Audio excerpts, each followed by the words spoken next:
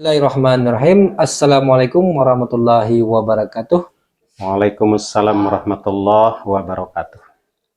Selamat berjumpa lagi dengan kami PTP, Pengembang Teknologi Pembelajaran pada Kantor Kementerian Agama Kabupaten Solok. Hari ini kita bertemu lagi dalam podcast tema yang akan kami bawakan, tantangan dan realita perkawinan di Kabupaten Solok dalam perspektif penghulu ahli media pada Kantor Kementerian Agama Kabupaten Solok. Saat sekarang kita sudah kedatangan tamu yang mulia, Bapak Al-Mukarram, Bapak Haji Zulfatmai SAG.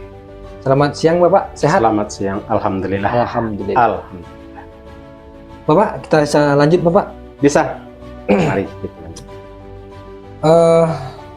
Coba Bapak ceritakan sedikit tentang tugas seorang penghulu ahli media pada Kantor Kementerian Agama Kabupaten Solok. Semoga agar pemirsa sedikit tahu tentang apa tugas-tugas penghulu di Kantor Kementerian Agama Kabupaten Solok. Assalamualaikum warahmatullahi wabarakatuh. Pertama tentu saya perkenalkan, nama Zulfatmai, tugas sebagai penghulu di Kabupaten Solok, Kantor Kemenak. Hal ini berdasarkan keputusan Dirjen Bimas Islam nomor 1158 tahun 2024 tentang penempatan penghulu di Indonesia. Dasar dari itu, ada setiap kabupaten kota itu penghulu 2 orang. Maka saya sendiri salah satu penghulu di Kabupaten Solok.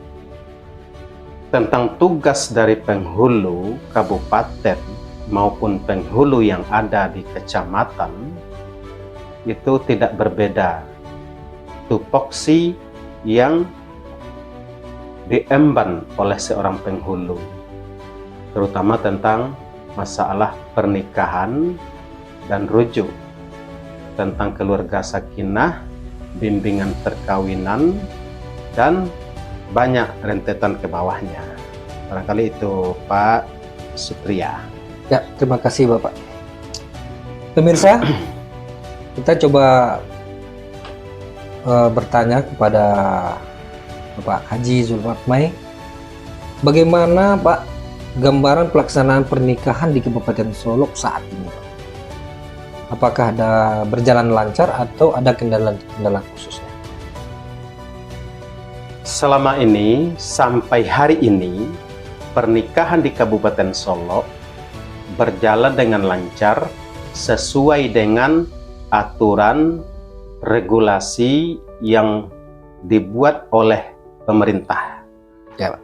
Baik itu dari Kementerian Agama, KMA, dan juga tentu merujuk kepada Undang-Undang Perkawinan nomor 1 tahun 1974. Begitu Pak Sob. Ya Pak, lanjut Pak. Permasalahan dan tantangan di lapangan Pak. Apa saja ya masalah perkawinan yang paling sering terjadi di Kabupaten Solok saat ini? Misal pernikahan usia muda, administrasi wali nikah, atau dispensasi nikah dan lain-lain Pak. Berbicara tentang persoalan atau permasalahan pernikahan, itu sering terjadi. Saya rasa bukan saja di Kabupaten Solok, Ya, Pak. tapi daerah lain juga sama. Tidak tertutup kemungkinan ya, Tidak Pak? tertutup kemungkinan juga terjadi di daerah lain. Tapi kualitasnya, tinggi rendahnya masalah itu tergantung dari kejadian masing-masing daerah itu.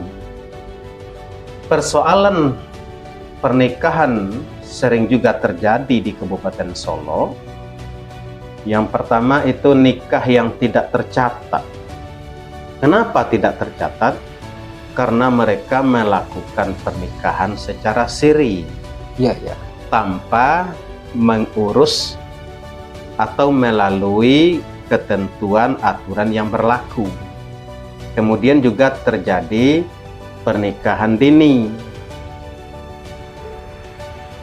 Dan aturan tentang pernikahan ini telah dibuat sedemikian rupa dengan jelas, sehingga kita harapkan kepada masyarakat untuk mengikuti aturan pernikahan itu.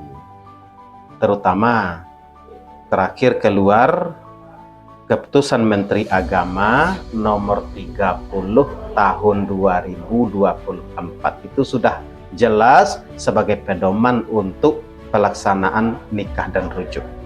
Begitu, Pak. Jadi Pak, kalau masalah-masalah yang terjadi di masyarakat kita, apakah masih sering ditemukan pernikahan yang tidak tercatat ini, Pak? Sering ditemukan pernikahan yang tidak tercatat. Kan begitu pertanyaan. Iya, Pak.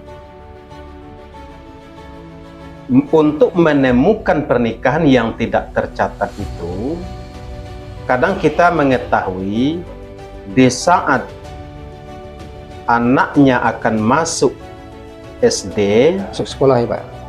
kemudian guru SD meminta akta kelahiran. Karena akta kelahiran tidak bisa diwujudkan, dihadirkan untuk syarat masuk sekolah, mereka akan mengurus akta kelahiran anak tersebut. Kendala di catatan sipil buku nikah tidak ada, kan begitu? Dia datang ke KUA, di sanalah terbuktinya bahwa nikahnya tidak tercatat. Kenapa tidak tercatat? Ternyata mereka dulu nikah siri, atau istilahnya di masyarakat kawin lari, nikah lari. Nah, ini Berdampak ya, Pak ya? berdampak terhadap masalah kelangsungan pendidikan, kelangsungan segala sesuatu yang berurusan dengan administrasi, jelas bermasalah. Dan mereka, kenapa, kalau Pak Sub bertanya, kenapa mereka melakukan nikah siri atau kawin lari? Saya pikir karena dari awal mereka telah lari dari ketentuan. Iya, iya, Pak. Ya, Pak. Tidak menjalani aturan-aturan. Kenapa mereka lari? Karena mereka bermasalah. Contoh, Ya. mereka lari dari aturan seorang suami dalam beristri, belum berpisah, belum cerai dengan istrinya, belum ada akta cerai, mereka telah nikah lagi dengan perempuan lain, atau perempuan itu masih dalam bersuami. Karena sulit mereka untuk melakukan pernikahan secara aturan, mereka tersebut mengambil tindakan cepat, nikah lari. Itu masalahnya. Begitu. Ini menarik, Pak. Nah, Nikah siri, nikah lari. nikah siri atau nikah lari begitu. Iya. Tadi dampaknya ke pendidikan anak. Iya. Begitu kan, Pak? Mm-mm. Kalau seperti contoh yang Bapak kasihkan tadi, seandainya si calon suami masih lajang, Pak, Ya. dan calon istri masih muda belia juga, Pak, tapi ada permasalahan di dalam keluarga, mungkin tidak ada persetujuan keluarga kedua belah pihak, dan mereka putuskan untuk nikah di luar. Iya. Ini tanpa wali nih, Iya. Pak. Berarti ini nikah siri juga, Pak. Ini juga sering terjadi, Pak Sub.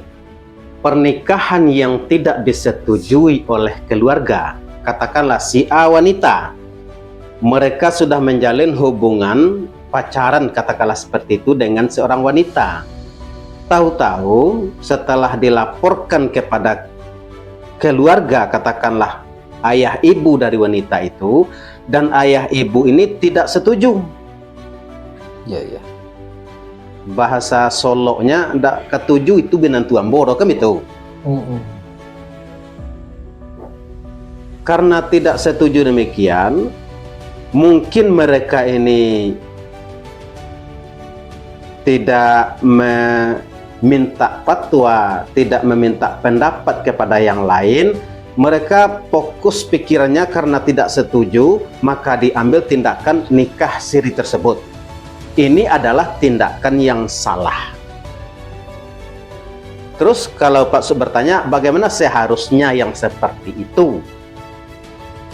Bagi wanita yang tidak ada izin dari wali untuk melangsungkan pernikahan, mereka bisa mengajukan perkaranya ke pengadilan agama.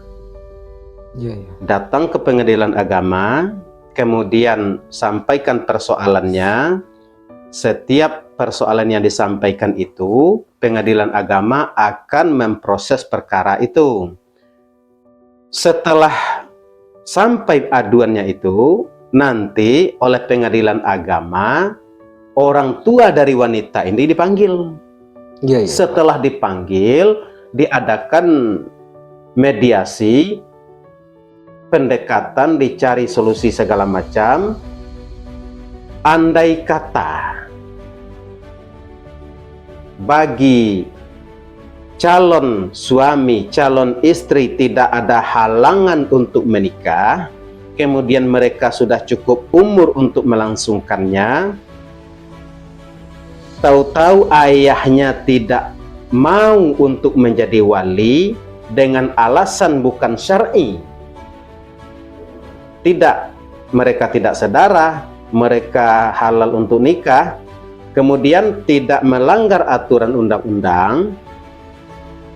Biasanya setelah diadakan mediasi kepada wali tadi, ayah perempuan tadi, itu ada yang mau menjadi wali, ada juga yang tidak. Bagi yang tidak mau jadi wali, nanti pengadilan agama Ya.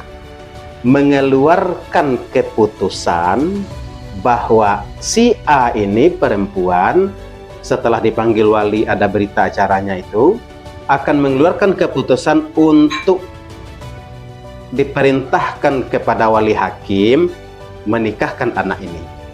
Jadi walinya wali hakim. Kenapa wali hakim? Karena wali nasabnya adal.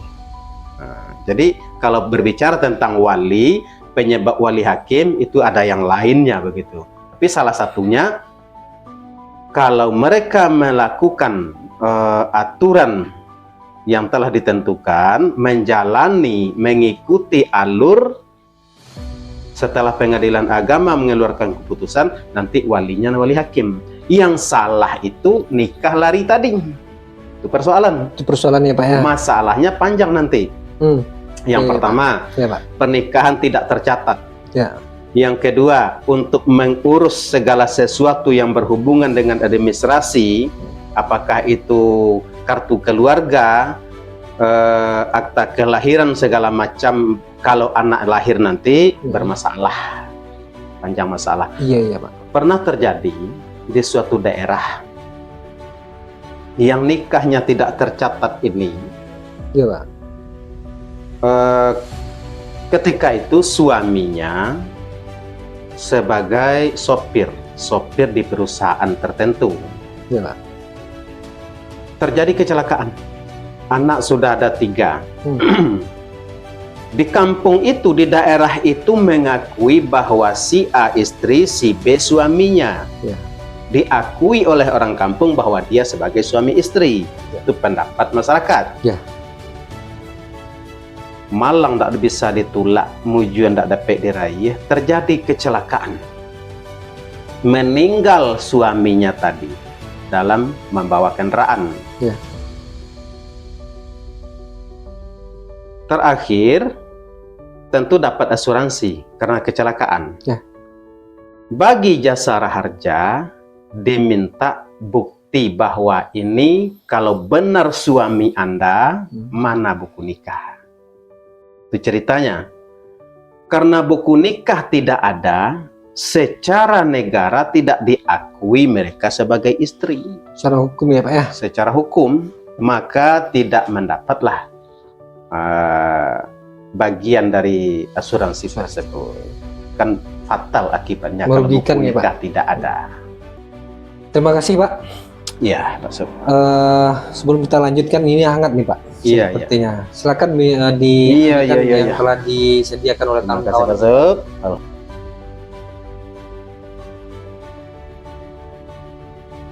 Kita lanjut Pak tentang upaya kantor urusan agama Kabupaten Solok dalam menekan angka pernikahan usia dini Pak.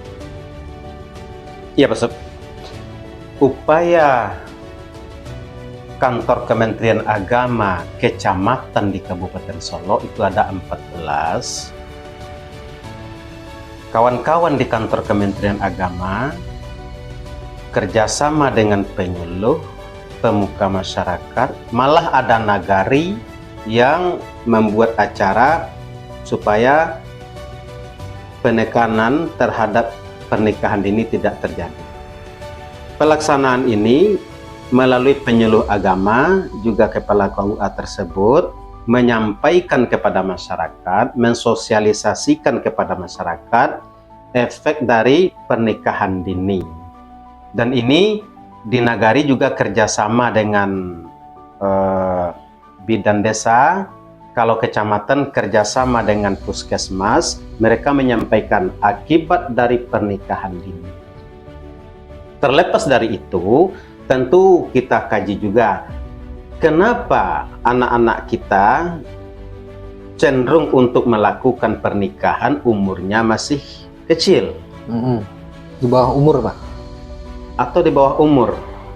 Ini adalah banyak penyebab dari yang demikian. Salah satunya adalah dari media sosial ini. Karena hubungan mereka, pembicaraan mereka di media sosial, Ya. apakah itu WA, WhatsApp, TikTok segala macamnya, Ya. mereka sudah bisa berdialog tanpa diketahui orang tuanya, sehingga kecenderungan mereka itu untuk melangsungkan pernikahan semakin menggebu-gebu. Ya, ya. Kalau orang tua tidak awas, mereka bergaul. Maaf, kadang-kadang ada mereka yang telah melakukan hubungan yang tidak pantas, seperti hubungan suami istri, sementara mereka masih kecil-kecil. Ya, ya. Inilah upaya dari penyuluh agama, Ya. KUA kecamatan, kemudian kerjasama dengan pihak kesehatan, mensosialisasikan kepada masyarakat efek atau akibat dari pernikahan dini.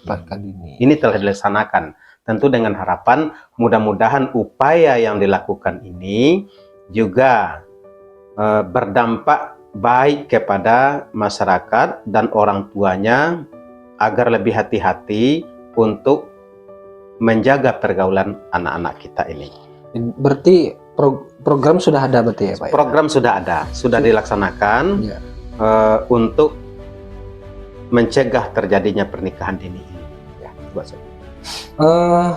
Gini Pak, dari pernikahan dini, bagaimana Bapak? Apakah Bapak bisa melihat dampak media sosial seperti yang Bapak bicarakan tadi, ada WhatsApp, Facebook atau YouTube di permasalahan konflik berumah tangga, Pak? Apakah ada terjadi ada pengaruhnya gitu, Pak? Pernikahan dini atau Ya, penyebab setelah pernikahan dini kan akibat dari pernikahan dini, Iya. gitu. Iya. Oh, maksudnya kalau seseorang itu melakukan pernikahan dini, apa dampak yang Iya. dihadapinya dalam rumah Iya. tangga? Iya. Jelas, Pak Sob. Kalau pernikahan dini, yang jelas secara psikologis mereka belum matang begitu. Seorang suami belum cukup umur, katakanlah umur di bawah 20, Ya, mereka telah menikah, sementara pekerjaan belum tetap, pikirannya belum dewasa, mereka mudah untuk bertengkar. Kemudian menurut kesehatan, kalau di bawah umur seorang wanita sudah hamil, itu berisiko dalam melahirkan. Dampak terhadap rumah tangga nanti, karena psikologinya belum kuat, pemikirannya belum matang, akan banyak terjadi perselisihan, pertengkaran, malah berakhir dengan perceraian. jadi Banyak akibat. tingkat perkawinan dini banyak kasus perceraian nantinya, Pak. Banyak terjadi kasus perceraian dalam rumah tangga. Jadi akibat penyebab pernikahan dini ini banyak disebabkan mungkin saat ini ya Pak ya, oleh media sosial berarti ya Pak ya. Secara umum bisa kita jawab dengan pergaulan yang tidak terbatas. Pergaulan ini bisa langsung, bisa melalui media sosial. Jadi untuk dikatakan seseorang itu matang untuk berkeluarga pada usia berapa kira-kira? Kalau menurut aturan, idealnya itu umur 21 tahun. Untuk Berdasarkan Laki-laki. KMA nomor 30 tahun 2024, umur pernikahan yang idealnya 21 tahun bagi laki-laki dan 21 tahun bagi wanita. Itu sudah dianggap matang dalam aturan pemerintah negara Indonesia, terutama KMA ini. Dan boleh menikah berumur 19 tahun. Itu 19 tahun calon suami, 19 tahun calon istri, tapi ada izin dari orang tua. Di bawah 19 tahun Ya. itu boleh menikah, tapi ada rekomendasi dari pengadilan agama. Oh iya. Begitu. Tapi yang idealnya umur 21 tahun. Idealnya 21 tahun Umur untuk laki-laki, calon suami dan calon istri. calon istri. Keduanya. Keduanya Pak. Gini Pak, selanjutnya nih untuk pembinaan kayaknya Pak. Dan mengedukasi masyarakat. Sejauh mana program bimbingan perkawinan Pak berperan dalam mempersiapkan calon pengantin di Kabupaten Solok? Terlepas dari pernikahan ini. Ya. Binwin artinya bimbingan perkawinan. Ini juga ada aturan, regulasi, malah KUA wajib memberikan bimbingan perkawinan terhadap calon pengantin. Bimbingan perkawinan ini sudah dikonsep secara matang tentang pelaksanaannya dan modulnya juga ada. Dan ini adalah suatu kewajiban bagi KUA dan kewajiban bagi Catin untuk mendapatkan bimbingan itu. Tujuan bimbingan itu tak lain adalah memotivasi, memberikan modal baik secara agama maupun secara adat istiadat setempat terhadap calon pengantin, agar mereka nanti menjalani hidup rumah tangga punya modal untuk kehidupan mereka tersebut. Jadi untuk Pak, untuk masyarakat atau calon pengantin, apakah sudah memahami pentingnya Binwin ini Pak?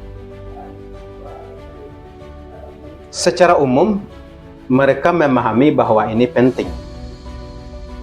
Namun kadang-kadang dalam pelaksanaannya teori yang diberikan karena mereka belum begitu matang dalam persoalan ini juga sering terjadi masalah. Tapi ini masyarakat menilai bahwa bimbingan perkawinan ini penting dilaksanakan dan penting bagi mereka untuk bekal hidup rumah tangga.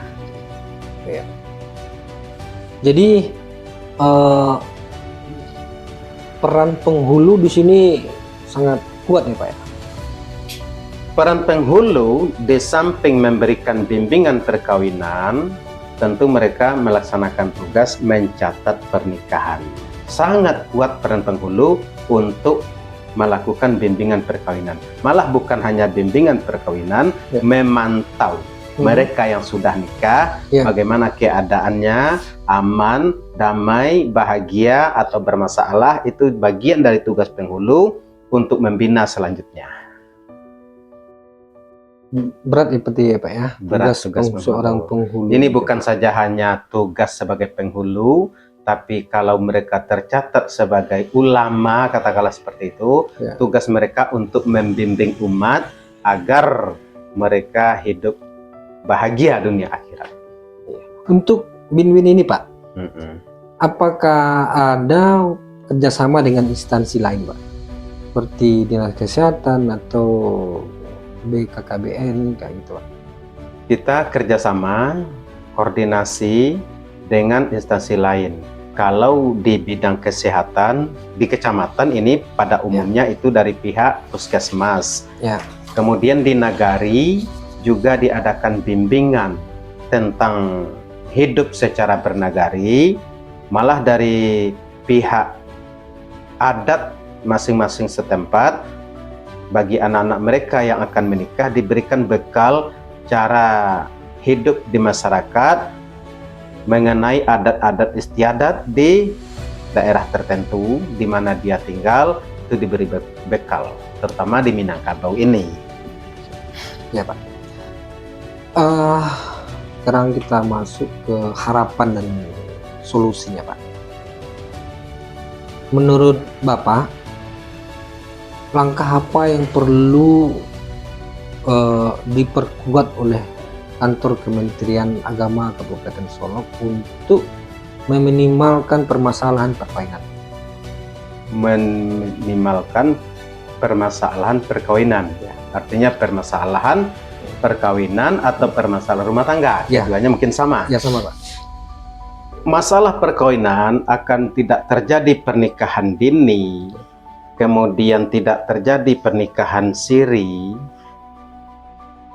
Dalam hal ini Kementerian Agama yang pertama mungkin menghimbau kepada setiap penyuluh agar lebih kuat, lebih meningkatkan lagi sosialisasi, terutama tentang dampak pernikahan dini, kemudian pernikahan yang tidak tercatat, kemudian juga kerjasama dari pihak penegakan hukum, kemudian dari pihak administrasi Capil agar mensosialisasikan persoalan, sehingga kalau akibat dari pernikahan dini atau pernikahan siri itu dampaknya tidak baik nanti, mereka kita beri sosialisasi untuk sadar tentang hukum, terutama tentang hukum pernikahan yang sesuai dengan agama, sesuai dengan undang-undang yang berlaku di negara kita. Dan selanjutnya kerjasama kita untuk mensosialisasikan ini tidak tertutup kemungkinan itu dari pihak-pihak lain, malah dari pemerintah nagari, apalagi dari pemerintah kabupaten dan kota, untuk mensosialisasikan agar mereka, masyarakat kita ini sadar hukum dan tata krama kehidupan berjalan dengan baik. Ya, ini terakhir Pak, pesan Bapak kepada generasi kita di Kabupaten Solok khususnya Pak. Pesan dan harapan untuk generasi muda kita Pak dalam membangun keluarga sakinah mawadah. Harapan kalau untuk generasi yang pertama, bagi catin calon pengantin berarti belum menikah, pahamilah tujuan dari pernikahan itu dulu. Kalau lebih detailnya, niat untuk menikah. Yang kedua, tujuan dari pernikahan. Pernikahan itu mitsaqan ghaliza, perjanjian yang kokoh. Perjanjian itu yang pertama, ingat bahwa ini adalah amanah dari Allah. Yang kedua, perjanjian yang kokoh itu untuk dipertanggungjawabkan dunia akhirat. Yang ketiga, tujuan dari pernikahan itu mencari kebahagiaan. Litaskunu ilaiha, dalam surah Ar-Rum ayat 21. Agar kamu hidup tenang bersamanya. Bisa itu terwujud kalau modal sudah siap. Modal maksudnya bukan, jangan diartikan hanya uang saja, tapi mental, kemudian ilmu tentang berumah tangga, tujuan kita berumah tangga. Kalau itu sudah dipersiapkan, mudah-mudahan apa yang diharapkan bagi setiap pasangan pernikahan, keluarga sakinah, semoga terwujud. Maka harapan kami bagi generasi yang akan melangsungkan pernikahan, persiapkanlah semua itu. Kemudian tak kalah pentingnya menjalankan perintah Allah. Lakukan perintah, jauhi larangan. Sehingga kalau itu dilakukan, kita sudah hidup dalam ridha Allah. Kalau Allah telah meridai, yakinlah sakinah akan didapatkan. Amin. Terima kasih banyak Bapak sudah banyak memberikan pencerahan kepada kami pemirsa semua, sahabat pengembang teknologi pembelajaran Kabupaten Solok. Semoga apa yang beliau sampaikan tadi bermanfaat bagi kita ya Pak ya. Ya. Dan masyarakat yang menyaksikan acara podcast pengembang teknologi pembelajaran kantor Kementerian Agama Kabupaten Solok. Banyak maaf. Billahi taufiq wal hidayah. Assalamualaikum warahmatullahi wabarakatuh. Waalaikumsalam warahmatullahi wabarakatuh.